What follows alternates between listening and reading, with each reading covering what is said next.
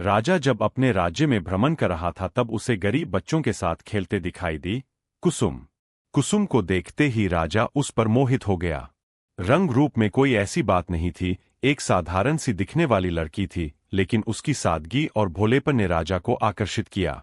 खेलते समय कुसुम का पैर एक कांटों की झाड़ी में जा घुसा, जिससे उसके पंजे में कांटों और पत्थरों की रगड़ से खून निकलने लगा। चोट कुसुम को आई थी, लेकिन दर्द राजा को हुआ था। उसे कुसुम से प्रेम हो गया। कुसुम के माँ बाप का कोई पता नहीं था।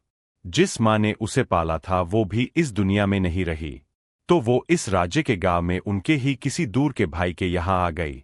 उसे क्या पता था कि उसकी किस्मत उसे कहाँ ले जा रही है। राजा ने कुसुम को देखते ही विवाह का फैसला ले लिया।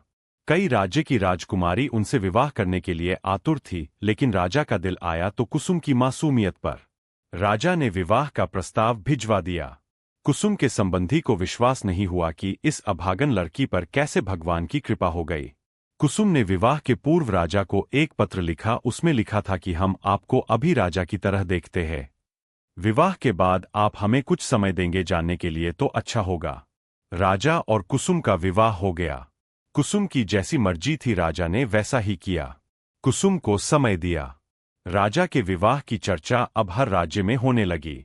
एक साधारण सी लड़की से राजा ने क्यों विवाह किया, यह सवाल सबके मन में था, जबकि राजा के लिए कई सुंदर रानी विवाह प्रस्ताव भेज चुकी थी। विवाह उत्सव हर दिन मनाया जा रहा था। गांव और पास के गांव के लोग रानी को देखने और तरह तरह के खेल तमाशे देखने आने लगे। करीब 25 दिन बाद रानी को थोड़ा चिंतित देखकर राजा ने कहा कि क्या हुआ, आप हमसे विवाह करके खुश नहीं है क्या? रानी ने कहा, ऐसा नहीं है। आपने तो मेरे भाग खोल दिए। क्या आप हम विश्वास करते हैं? रानी ने पूछा।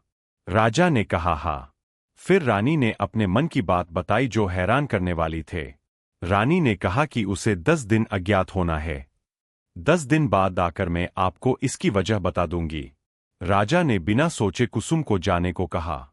10 दिन रानी कहाँ जा रही है, यह किसी को नहीं पता था। वो रानी बनकर भी एक साधारण स्त्री बनकर गई थी।